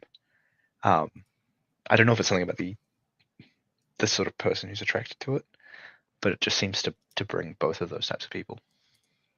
And then another factor, because I'm going to speak very lightly here because I don't want to chew into other people too much, but Of course. one of the things you find is, again, like, so you really have to be able to connect wider objectives with the actions you take. So you have to be able to say, okay, what are our objectives? And you have to think very clearly about it. And if your objective is to build like a manabund, like a group of men doing a thing to achieve an end, right? You have to have a momentum of action. So that means you have to regularly be meeting up. You have to be doing things together. You have to, and you have to consider the environment you're in. Are the media going to facilitate your growth? Are you able to communicate in such a way that you can grow your audience? Are you in a content ghetto where no one can see your stuff, where you're banned off everything, right? And you have to kind of be able to turn that into what is a way to go forward, to grow, to get people to be a network that's worth being in, right? And the other factor you have to consider is you're in a very hostile environment. You're going to deal with obviously like Antifas, law enforcement, journalists. You're dealing with passives and neutrals who may not necessarily dislike you, but aren't necessarily your friend. And you have to think, okay, so I need to say find something for the guys to do. So you might go stickering and postering, which is actually a really effective way to get guys out there. But then you discover, oh no, like for whatever reason, our stickers and posters are getting like having all of them dusted for prints because we're wrong thinkers, right? There's all sorts of things you have to consider. And I don't want to discourage people, but when you're leading in these groups, it basically consists of being very stressed and trying to manage and resolve those issues. And if you do it successfully, you grow, and if you don't, you run into problems. But I can talk a lot about what causes failures. I would love to hear that, as much detail as you'd be willing to give without causing any problems, of course. That's okay. So I think one to think about is vetting. You have to really control the quality of guys that you're getting. There's a lot of guys who are just who might apply, who are just not appropriate. People who repel other people, people who are lazy and useless, people who are psychopathic, people who have violent tendencies, people who are fundamentally dysfunctional, people who you just have to vet them to exclude them. They're people who, even if they're genuine in their ideology and belief, if they have that hoe scaring energy, if they give the ick, unfortunately, you have to exclude them. And I realize that's maybe not the most popular perspective for a lot of people, but the quality of the guys that you bring in matters. And there are a lot of people who just aren't the sort of human material that you want, because they will do things or say things that will get other people in trouble. They will attract aggro, as I call it before. And on the other side of that, there is also the fact that you're going to have people attempting to infiltrate to shame and humiliate either journalists, Antifas, law enforcement, intelligence agents. it can be a very complex space. So, for example, I rooted out 3 infiltrators in my time, and you can pick them up. You can find them as you go along. You'll notice they don't know anything about the ideology in some cases.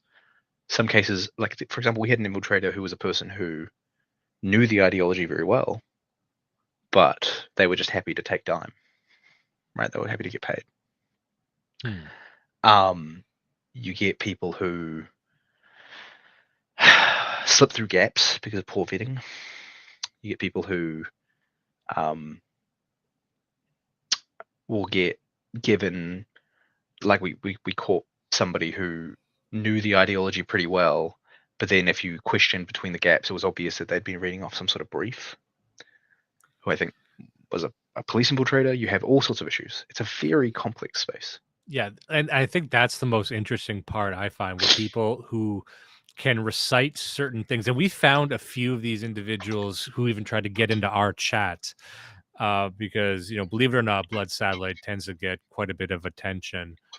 Every single day there's like every single day there's a brute force attack on our website to try and hack it. I can see it because we're partnered up with a pretty good security company, but we get a lot of digital attacks. And in our communities, there's been some people where, here's one thing that we do just in our chat. This isn't any inside baseball, but every person who joins has to say a creative slur. It has to be creative. So you need to possess a certain level of, like, you kind of know. You can't just do the obvious one.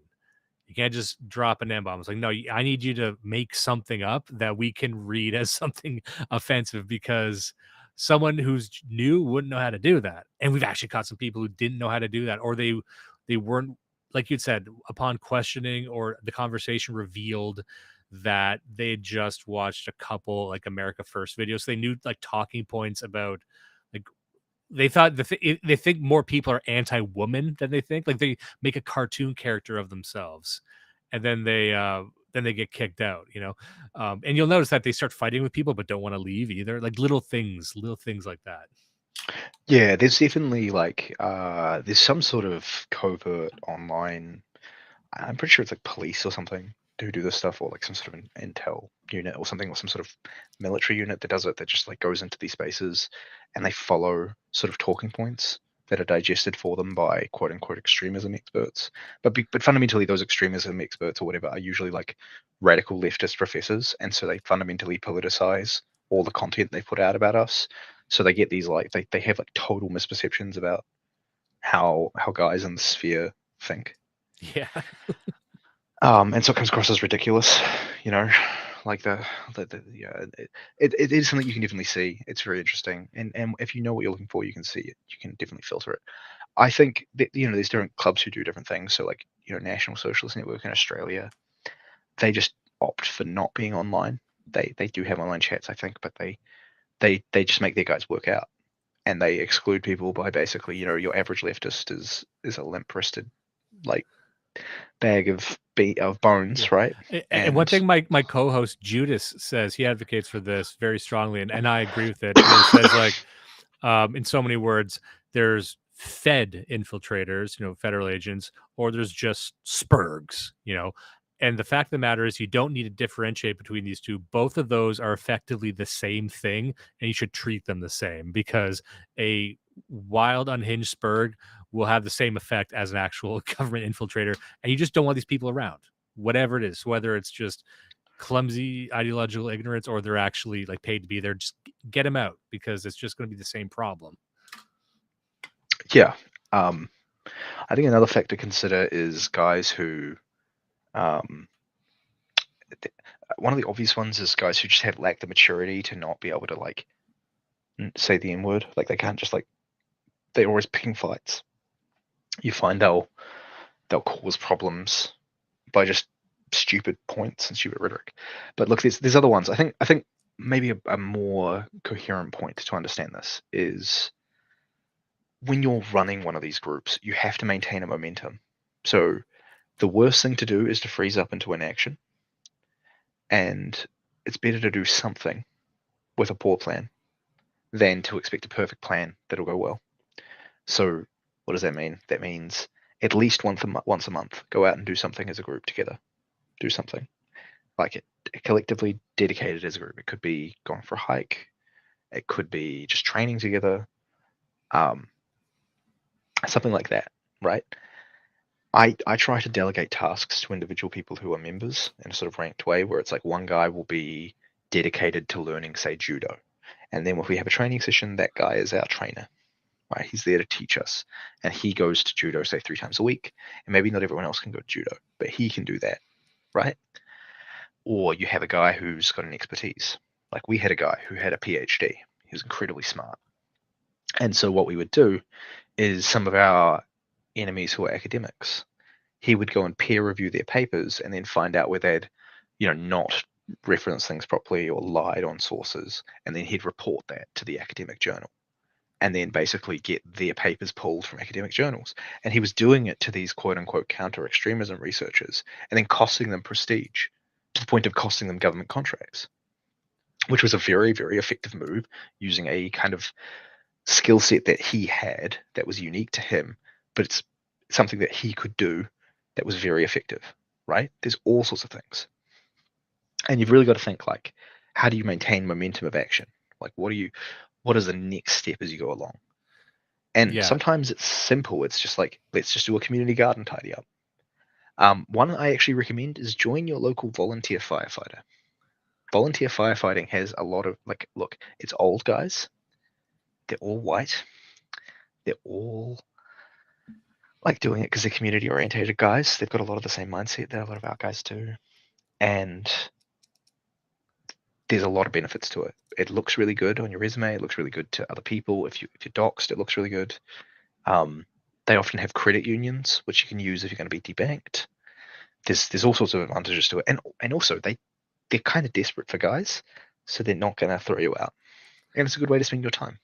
And if I could just add on top of that, I live in Ontario in Canada, and a lot of people don't know this unless you've worked in government, but the vast majority of our firefighting infrastructure is volunteer based. We actually don't have a lot of federal or provincial firefighters. It's all volunteers, and some of them are paid, and they can do that as full-time work. But for a lot of these towns, a lot of these villages, even some of the smaller cities, like it's either that or everyone dies in a fire. So that it actually is needed as well. And like you had said, it's mostly old people. I discussed this in a recent Vanguardist Journal article I wrote, and it's about the cross-generational wealth transfer engine, basically how to extract capital from these institutions and groupings of boomers, and how to kind of appropriate that for younger generations, grabbing the torch, as it were. And it kind of lists in detail ways you could do that. And one of them is these civic organizations or volunteer firefighters. Like these groups are just kind of sitting there. There's no young people, and there's a lot of capital and influence and infrastructure bound up in there that's kind of ripe for the picking right now. And again, it's not glorious. It's not, joining the next big political party that's going to have the ear of JD Vance or whatever the fuck. But I would argue that it's far more substantive. It's far more essential than, the lottery of who's going to be the next fucking e-celeb or whatever. Well, people have this idea of great manism. It's like you get all these guys who are like, I'm the next Napoleon, right? And it's like, just accept the smallness of what you could do. Just accept that if you like small efforts in small ways, you can make a big difference. And it's also just, like the habits you have make you the man you will be. And even if it's something small, like doing volunteer firefighting, like it even if you don't care for it, it's better than the consumptiveness. Like, what are you going to do? Sit in front of your computer and play video games? Like, woof. Like, what? It's such a better use of your time, And yes, these institutions are just waiting there because no one else is doing them. Everyone else is kind of living in this consumptive way where they kind of live like I don't know, like a hamster in a hamster wheel or like a hamster cage where they're just doing nothing all day. And it's not a way to live. And that's what you've really got to accept. Participatory. And a lot of people in our space, they're asking the question, what can we do? And by we, it's a capital W, we meaning all of us, all white guys or all nationalists, but it's a mass. They're always thinking in terms of a mass movement. And one thing we try and get to on our show is what can you do? And by you, I mean the listener, you, I mean the individual, because mass movements are hard to coordinate, but there's things that you can do right fucking now. And maybe you won't be a great man, but you will be cool. I don't want to be a great man. I just want to be cool. And so if there's a list of cool things I could do, this would be one of them. But there's stuff all of us can do that, in my opinion, is more impressive than making yourself a slave for the next content plantation movement, whatever it might be. There's a few, I don't even need to list them now, but there's a lot of stuff going on right now that's designed to entrap young, ambitious people into just a cycle of rage to extract money for the internal hierarchy. Basically, America First is what I'm talking about here. Let's name one, but there's a lot of groups that are just there to exploit people, and this is sort of the anti-exploitative network. They're just trying to give people tools that they can use to do this for themselves. I also want to call attention to a comment from Melon here. The Amish have a massive leg up on this. Not everyone can be a 6 foot tall Dutch speaking bearded white guy. So Melon knows that 5'11" is in fact the new 6. So let's just make sure people update their definitions there. And then Jack Sock sending in the Mormons to trick the Amish could be one future subversive act that we need to keep an eye out for. Now we're at an hour 37. I know you need to get going soon. I was wondering if you have a little bit of time to discuss one topic that I wanted to get to. And we could spend a lot of time on this and we don't need to. But if you wanted to share a few words on the doxing experience and what an individual might do if they are involved in something like this, what can they expect from doxing? And perhaps what was your experience, if you'd be willing to share any of that? Well, like you can Google my name. I'm doxed, but I think the way to understand it is, so doxing is a weapon that came about after the Trump era, but it had existed before it. And what is the purpose of doxing? Doxing is really a kind of internet phenomenon of, if somebody Googles your name, what comes up, right? Doxing is a punishment that the regime has concluded is a very effective tool for guys who are in the white collar space. It's actually one of the things that I think excludes a lot of guys who are kind of corporate guys, a lot of the educated guys, because they're worried about their careers, right? And blue collar guys aren't really affected by this, because if you're in a blue collar workplace, people will joke with you about this stuff or talk with you openly about it, but no one actually cares. Whereas if you are under the tyranny of HR, most definitely they do, right? So the way that, just so that conceptual framing, what you're going to deal with is there's a spectrum. There's them doxing you on Twitter. There's your name ending up on some sort of communist website, and then there's you ending up in the news, right? And they're kind of ranges of severity. I was news, but what you've got to understand is what they're trying to do is they're trying to isolate you from social networks. So they want to make you like a contagion, so that you can't depend on friends and family. People who will know what you think and who have had know your views will suddenly dislike you because it's low status to be that position, and because you've been media burned. And it's not because they actually care, it's because they're worried about what other people think of you. It's that perception and not necessarily what they think. So look, what it is to be doxed fundamentally is it's a very rapid onset. You get hit all of a sudden, you get you discover it, and then it's oh fuck, and you'll get a sinking feeling in your stomach. You'll want to hide away. Firstly, don't talk to journalists. Journalists are going to show up at your door, or they showed up to all my family members, actually, in my case. They went to my mum's work. They did all sorts of gross things when they were coming for me. You're going to get hit by law enforcement and intelligence agents. They're going to show up at your door. They're going to harass you. Don't speak to them. They're looking for ways to get an easy win and ride off the media cycle. 2, and so as a third, it's also keep calm. It goes as quickly as it came. In terms of finding work, look, you're basically not going to be able to work in the corporate world again. Like, you're going to have to accept that. You're not going to be able to be like a white collar bugman. But if you contract, if you run your own business, it doesn't really matter. Like, it's just another day of the week. Because if you're running your own business, people don't actually care at all. I was working white collar, and I ended up just starting a company and contracting. People didn't actually care. The main issue you're going to deal with is, again, it's that Googleability, and that does matter if you're an employee, because obviously it brings the employer into disrepute. But if you're just like contracting and you're, say, making software on console, like, people don't actually care at all. But there's a lot of moves you can do to preemptively deal with doxing and like handle it in advance. One is to build that social network and social capital, so you have people you can depend on when things fall over. Two, I think, is actually to be open about your views to people you know personally, because it lightens the blow. A lot of it is the surprise. People are shocked to discover some sort of dark side to you, whereas people who knew the entire time, like all my friends and family knew, they didn't particularly care. But it was my wife's friends who were shocked by it because they didn't know.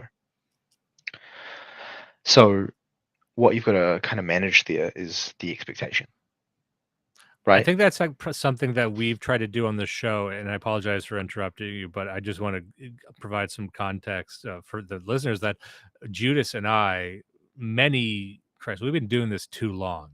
We've been doing this entirely too long. Point being that, years ago, we got together saying, if everything goes right with the show, doxing's an inevitability. Like, what's the best case scenario is you get popular.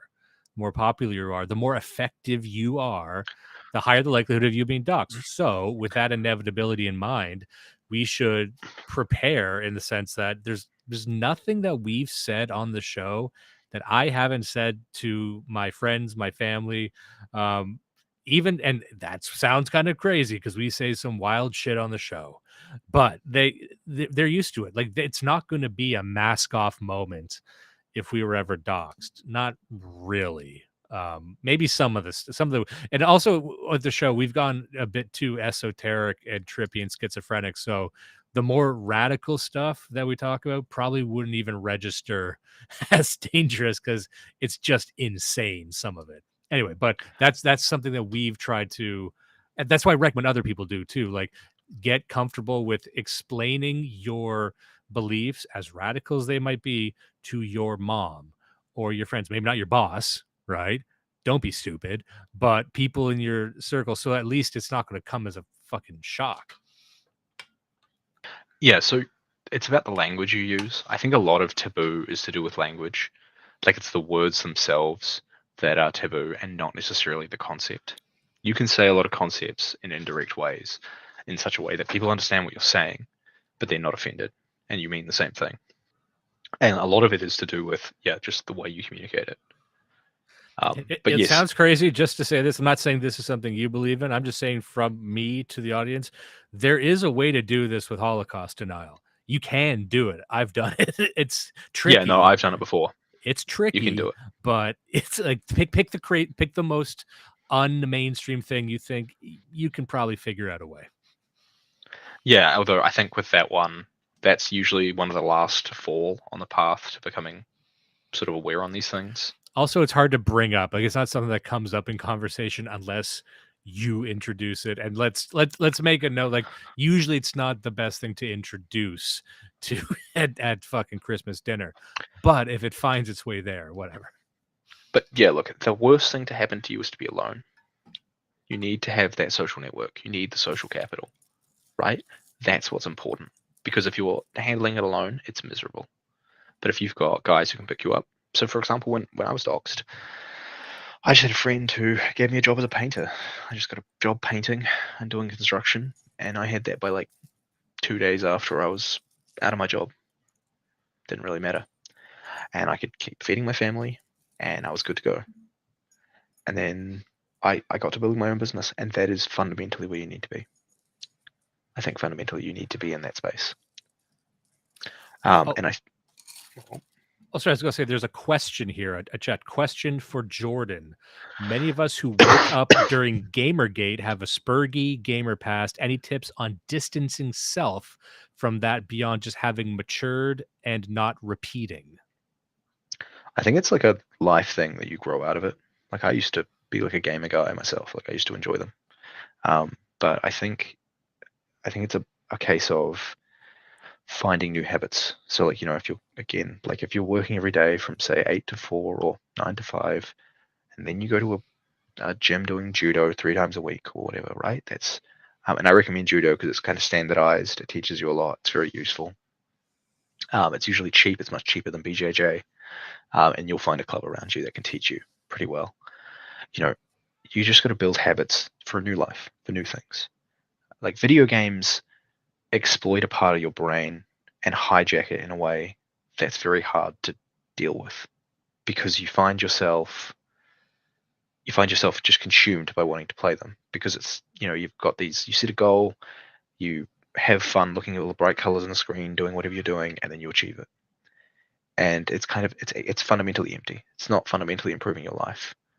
The problem is that it draws in so many guys, and they'll get to the state where they might have a job, they might be earning money, they have a place to stay, they have a car, maybe they have a girlfriend, and then they just stop progressing because they're like, I'm good enough.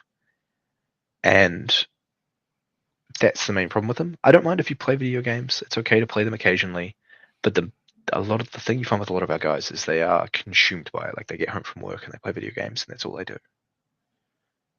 Or they'll, yeah. No, I agree completely, and I would even apply that to any other broadcast media, any other thing like movies and TV. So I apply that to myself as well because I haven't played a video game in quite some time. That's only because I haven't been able to find the time. But sometimes I'll fill in the gaps with, if you find yourself watching a show you're not excited about, you probably shouldn't be doing that. And there's not a lot of stuff media wise to get terribly excited about. Like this year, it's not a very good year for movies. I'm not even that excited about the Joker sequel, to be completely fucking honest. But it's something that becomes very evident once you have children. Especially for me, having a son was very interesting because you really do look at that son like, what am I going to introduce to his life that can maximize his success for the type of stuff we're talking about? So you're thinking sports, you're thinking what kind of clubs can he be a part of, what type of camp can he go to. For me, a big thing was I want to teach him these skills. I'll give you an example: skiing. I've never been skiing before. I was never taught that growing up. And then it's a weird thing to kind of just do on your own as an adult. But like, I would like my son, Nichols, to have that. So I'm like, well, I guess I need to start. Like, I need to actualize this. I need to start accumulating these skills to pass them down. Now, you don't need to have a child to do that. That becomes very immediate once you have a child. If you're the type of person who's in our side of things, where you give a shit about raising the man of the future rather than just seeing them as a financial burden like some other people do. But you'll start saying like, well, I actually need to be the man that I want to be to raise this individual to be the man that he should be. So that's something that we start dealing with very, very fast once they're born. Be the sort of dad, because I'm a dad as well, I've got 2 kids. Be the sort of dad who your kids really want. They want to enjoy you as their dad. They feel safe around you. They think you're like they're excited for you to come home every day. That's what you want to be. You want to become that man. And I think a lot of it, again, it's about the way you live. You're living humbly for other people. And like men are kind of judged. They don't have inherent value. Men are judged entirely by what they do. And by making yourself a good man and doing what's right, that's what matters, right? That's the important thing. And that's a slow process. You become it over time. It's not necessarily direct, but you can make decisions along the way to get yourself there. And like just as an example, when I was doxed, I was running for council, and because I had relatively good standing in the community, and because I knew a lot of people, I got 15% of the vote, even being labelled all those nasty labels with the media. And the media were not happy about it, nor were leftists. In fact, they started dumping refugees on my town after that because they were upset about it. Be the man Really? who, yeah, they did. They Jesus. started dumping them in there. They chucked them in all the social housing and stuff. But like, you've got to be the man who is respected enough by his community that he could still, be something after all that. And it's not the end at all. Actually, it's not the end. In fact, one of the things I found is I got a ton of legitimacy from it. People were like, "Oh, you're legit because I can Google you, This is what and I the hear internet's from written other about you." people who've been doxxed too. Like it's terrible. You don't like it. It feels very frightening, but just there's probably an individual that people don't like hearing about, but his name was Gavin McInnes, and I was always a fan of Gavin McInnes growing up, but he had this same sort of realization when he came out as right wing. He said you a lot of bridges collapse, but you'll be surprised at how it's like sending up a signal flare for better or worse. Everyone knows where you are, but there may be more friendly people out there than you initially thought. It's a risk, it's a gamble depending where you live, but that's kind of why you always tell people like try and like we've just been talking about, try and ingratiate yourself in a community where you're not a stranger, where you kind of know where people are. Now, if you're in San Francisco, maybe that's a problem, but maybe you shouldn't be living in fucking San Francisco then. Maybe, that you Yeah, should be in a place where you're not going to be lynched when this stuff, when people know the real you, they're not going to want to kill you. yeah. So young dudes without families should be in cities. Young dudes, older dudes who have families or want to settle down, go out to your ethno community. Like, just go as far out as you can. You can find work. It's not worth living in like a hellscape, like mega city, just for the money, because you'll just hate it. Um, yeah, Yeah, I could say one thing, and this is probably revealing a bit too much about myself, but there is a power that comes with aging. And I'm in my mid 30s. So if you are, doctor, someone wants to come after you, my God, they could come after your parents' jobs. They could come after your family. Look, I only got one grandparent left. They've passed away. Most of the older people, a lot of people my mom's age, my mom's retired. They're all retired. You can't really take anything from them.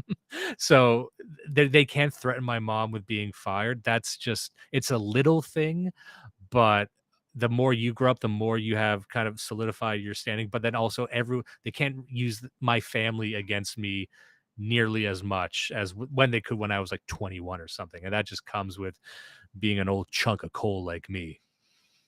well, I also think doxing is not as effective as it used to be. I think they've done it to too many people. Like, it's been too widespread of a punishment for too many people, and so it's very obvious that there's like large networks of people. I think you can see this in the Canadian case with that Diagolon stuff, where they're doing those like hilarious tours around the country and Yeah, yeah. driving a media clown show. Like, the problem you have is like when it becomes obvious that it's actually a significant number of people, it fundamentally weakens it. If it's a small handful, right, and it's punishing leadership, it's effective. But I think David Zuddy of the Homeland Institute has done polling on this, on like how people perceive someone who's called one way or another, and found these sorts of, a lot of people will boycott these like radical leftist and Marxist groups. And I actually think it's something that you can apply back, obviously within the limits of the law, because obviously these radical leftist groups do not have law enforced against them when they're doxing wrong thinkers. But they would enforce the law against you if you were doxing them back. So you have to consider those things. But it is actually, I think it's gotten less effective over time.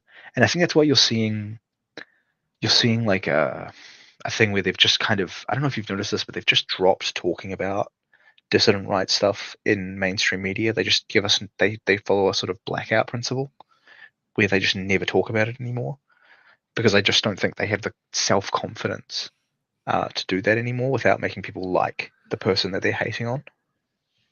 Yeah, and also what they're hoping is that when they dox someone that they're again ugly and stupid and they're failures. And there've been a few high profile doxes where once the person's doxed, it turns out that they're very normal. And that works against them when they dox. Look at this person who's saying this radical stuff. It turns out he's kind of cool and he's a family man. For a long time, I don't think they understood that that's not the narrative that serves their interests. So they've actually, I think the last big one would have been like Jazz Look, Hands from Fash the Nation. And it turns out if the docs are true, they tried to make real hay out of this. He's a pretty normal, successful guy, and that doesn't rile up the public. yeah, it doesn't, and I think the problem that they have is our scene has basically filtered all of the low functioning guys because it's such a harsh pressure. Like if you're a dumbass, you're being excluded. If you can't argue and articulate your points well, you're excluded, and so it's selected for high quality guys over time, and that's very self evident in the discussions. Like compare like the leftist discussions that you might see on Twitter or on like I don't know Reddit. Like they live in the same paradigm of this very simple class and sort of inherited liberal talking point space where nothing has changed. But the discourse in our spaces is incredible. Like I wouldn't be surprised if a very large portion of the people who hang out in the dissident sphere are just there because it's the interesting place with the interesting ideas. Oh, no And not question. necessarily because they agree with anything in it. And that's what's interesting. That's we discussed this on the show too. That poses a problem because the one thing that we had going for us, as we've been discussing, and I know we have to get going soon, so this can maybe be the last thing. The one thing we've had going for us is sort of that bottleneck of filters where we're not the friendliest space to be in. There's a lot of vetting. That's what I always loved about Telegram. It's not very intuitive. If you want to get into Telegram, and kind of be a known person. When I got on, like you needed to be invited to chats. People needed to know you in some sense. And then but it wasn't very user friendly to the average social media user. And that worked in our favor. And as we begin to win, as more people at the very least accept our talking points, even though they don't give us credit, whatever, as that occurs, more and more people will flood into the space, which is a win condition for sure. However, we need those filters more than ever before because there's a lot of people coming in with a lot of ideological priors, a lot of expectations, and they're going to probably cause more problems. And that's one of the main reasons I wanted to talk about this with you, which is this is a phenomenal filtration process, I think, for every other benefit we've listed for the active club model. I think it's probably the last great filter we have as we begin to win more and more in the future. Not to say we're winning everything right now, but I think we're moving the needle in some sense politically, but now more than ever, we need to look at who is in our vicinity and sort through the people who can probably do us harm in the future, even, accidentally. Yeah, no, I'd like to end on a positive note, which is I think the regime is giving way. I think the regime is giving way a lot. And the way you can tell this is the competency crisis is very self-evident.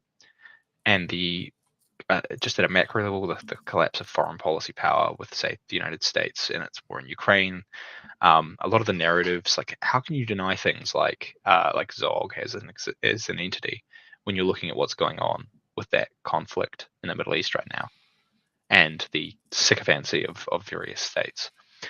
You're in this position where the media just can't talk about it because it just reinforces our talking points. Like one of the things I think we have a huge advantage in is we can talk about a lot of stuff where the establishment has too many commitments to ideological and liberal priors that it cannot fundamentally step away from. And so it is unable to respond and act to all of these emergent things, as we've seen in the UK, where the culmination of all these terrible incidents has been these protests. And the regime just can't actually acknowledge any legitimacy of grievance. It has to lie about it. It has to say it was misinformation and fit it into a very small narrative box, which is just not believable. And over time, this is causing people to disengage from the regime and gives us a space to grow in the cracks and the crevices. So, yeah. I agree completely. And I think that's as good a time to disembark as any. And I wanted to give you a chance, and we didn't get to mention this at the start. If there's anything you'd like to be plugging, anywhere people can find you, anything that you would like to promote, I think now is the best time to do that. I'm just on Telegram. You can find me at Winter's Eve, and I'm in the chat. So you can chat to me there.